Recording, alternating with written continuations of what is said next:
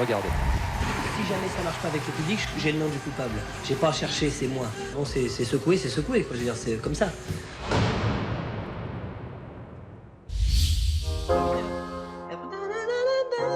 Janvier 1980, la machine Balavoine est en marche. Daniel Balavoine fera l'Olympia, comme on dit dans le show business. Cumulant au total près de 20 millions de disques vendus, le chanteur devient en moins de 5 ans l'un des artistes les plus populaires et les plus sollicités sur scène. Ça me fait peur parce que j'ai peur de chanter devant une salle qui soit pas pleine. C'est pas pour la notoriété, c'est pour le plaisir de chanter. Novembre 1980, sortie de l'album Un autre monde. Dès lors, Balavoine enchaîne les tubes. Pour preuve, le premier extrait n'est autre que Mon fils, ma bataille. Ça fait longtemps que t'es parti, maintenant. Daniel Balavoine a vraiment fait cette chanson pour aider les pères et pour la reconnaissance du droit des pères. Et cette chanson va évidemment marquer parce qu'elle sera un très très gros succès. C'est...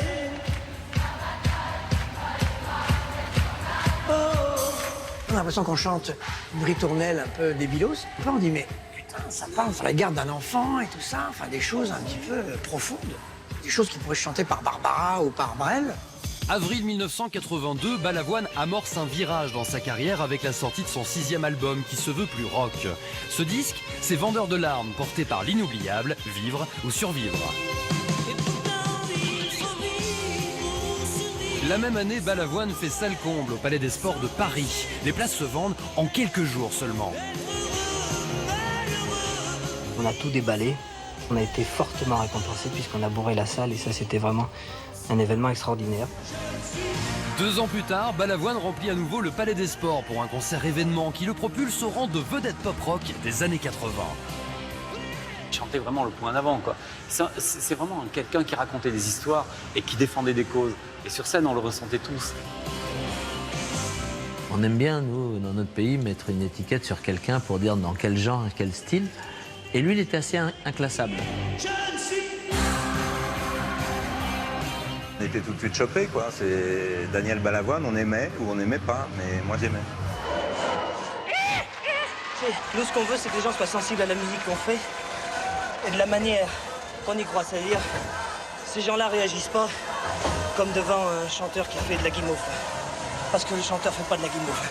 C'est un type qui était engagé à 200%, quoi. C'est, voilà.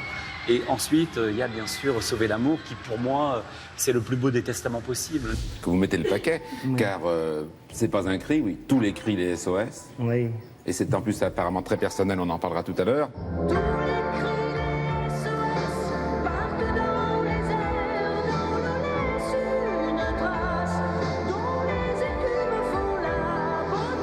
C'est quand même quelqu'un qui a marqué l'histoire de la musique en France.